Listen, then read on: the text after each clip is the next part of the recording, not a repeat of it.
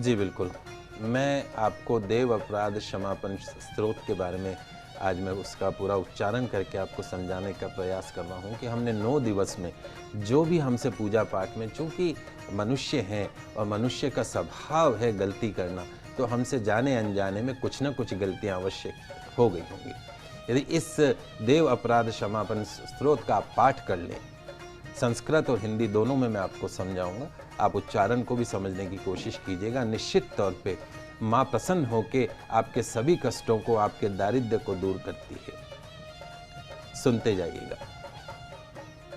ओम न मंत्रम नो यंत्रम तदपि च न जाने स्तुति महो, न चावाहनम ध्यानम तदपि च न जाने स्तुति कथा, न जाने मुद्रास्ते तदपि च न जाने विलपनम, परम जाने मातस्तवदनुशरणं क्लेशहरणं, विधेरज्ञानेन द्रविरविरहेण लसतया, विधेया शक्तत्वा तव चरणयोर्याच्युतिरभूत्, तदेतशन्तव्यं जननि सकलो द्वारिणि शिवे, कुपुत्रो जायेत क्वचिदपि कुमाता न भवति, पृथिव्यां पुत्रास्ते जननि बहवः सन्ति सरला,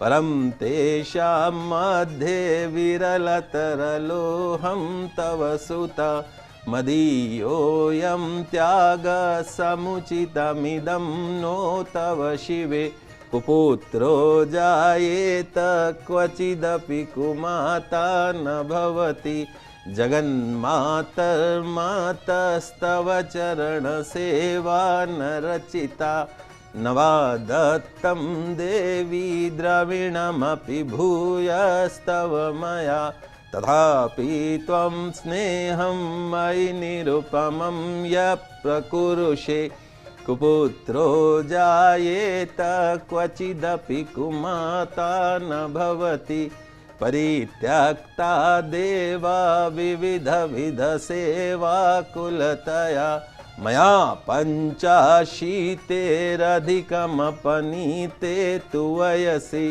इदानीं चिन्मातस्तव यदि कृपा नापि भविता, निरालम्बो लम्बोदरजननिकं यामि शरणं, शपाको जल्पाको भवति मधुपाकोपमगिरा, निरातङ्को रङ्को विहरति चिरं कोटिकनकै, तवापर्णे कर्णे विशति मनुवर्णे फलमिदं, जनको जानीते जननि जपनीयं जपविधो, चिताभस्मालेपो गरलमशनं दिक्पटधरो, जटाधारी कंठे भुजगपतिहारी पशुपति, कपाली भूतेशो भजति जगदीशे कपदविं,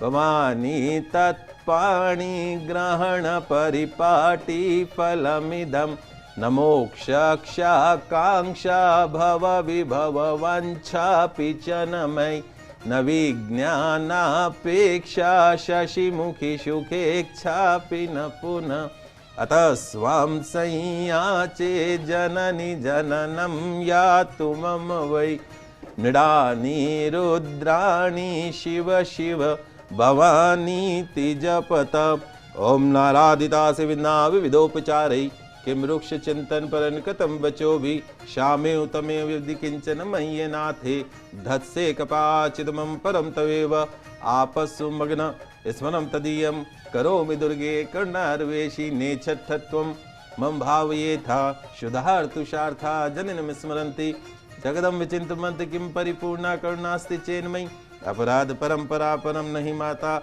समुपेष्टे सुतम, मत समय पात की नास्ति, पापध्वनि तत्समा नहीं, एवं ज्ञात्वा महादेवी यथा योग्यम तथा कुरु, एवं ज्ञात्वा महादेवी यथा योग्यम तथा गुरु। बोलंबे मात की जय।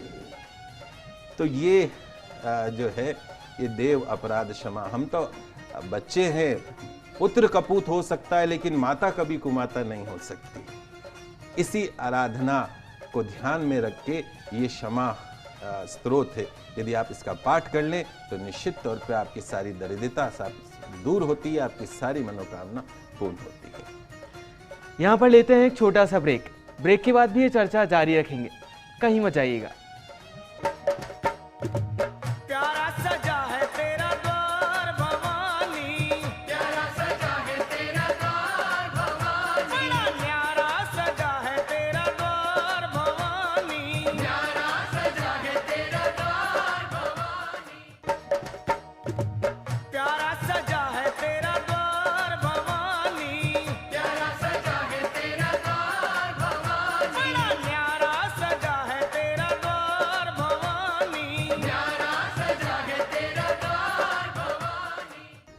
ब्रेक के बाद एक बार फिर से आप सभी का स्वागत है हमारे इस नवरात्रा विशेष कार्यक्रम में।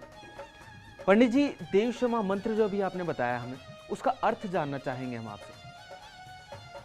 माँ, मैं न मंत्र जानता हूँ न मैं यंत्र जानता हूँ। अहो, मुझे स्तुति का भी ज्ञान नहीं है, न मुझे आह्वान का पता है, न मुझे ध्यान का पता है। स्तोत्र और कथा की भी मुझे जानकारी नहीं है। न मैं आपकी मुद्राएं जानता हूं, न मुझे व्याकुल होकर विलाप करना आता है, माँ माँ माँ माँ माँ। परंतु एक बात मैं अवश्य जानता हूं, वो क्या? वो केवल आपका अनुसरण करना, आपके हमेशा पीछे पीछे चलना, जो कि सब श्लोकों, समस्त दुखों, समस्त विपत्तियों को हर लेने वाला है। सबका उद्धार करने वाली कल्याणमयी माता। मैं पूजा की विधि नहीं जानता हूं, मेरे पास धन का अभाव है, मैं स्वभाव से भी आलसी हूं, मुझे ठीक से पूजा का संपादन करना भी नहीं आता है। इन सब कारणों से आपके चरणों की सेवा में मुझसे जो त्रुटि हो गई है उसे क्षमा करना, क्योंकि कपुत्र का होना संभव है लेकिन कभी भी माता कुमाता नहीं होती। पुत्र कपूत हो सकता है, माता कभी कुमाता नहीं होती। तो माँ, इस पृथ्वी पर तुम्हारे आपके जो हैं सीधे साधे पुत्र तो बहुत से हैं, किंतु उन सब में एक केवल मैं ही सबसे अत्यंत चपल बालक हूं। मेरे जैसा चंचल कोई बिरला ही होगा। तो हे शिवे, मुझसे जो ये त्याग हुआ है ये आपके लिए कदापि उचित नहीं, क्योंकि संसार में कपुत्र का होना संभव है किंतु कहीं भी माता कुमाता नहीं होती। हे जगदम्ब माता, मैंने आपके चरणों की सेवा कभी नहीं की। हे महादेवी, मैंने कभी आपको धन भी अर्पण नहीं किया, हमेशा अपने पॉकेट में संभाले रखा।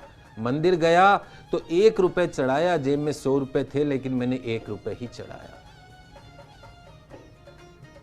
तथापि मुझ जैसे अधम पर जो आप अनुपम स्नेह करती हो, इसका कारण यही है कि संसार में कपुत्र कुपुत्र पैदा हो सकता है लेकिन माता कभी भी कुमाता नहीं होती। पूत सपूत तो क्यों धन संचय और पूत कपूत तो क्यों धन संचय। तो भगवान श्री गणेश जी को जन्म देने वाली मां पार्वती, मुझे नाना प्रकार की सेवाओं में व्यस्त रहना पड़ता है, व्यग्र रहना पड़ता था। इसलिए 85 वर्षों से अधिक अवस्था बीत जाने पर भी मैंने देवताओं को छोड़ दिया। अब उनकी सेवा पूजा मुझसे नहीं हो पाती। एतएव उनसे कुछ भी सहायता मिलने की आशा नहीं है। इस समय यदि आपकी कृपा नहीं होगी तो मैं अविलंब रहित होकर किसकी शरण में जाऊंगा।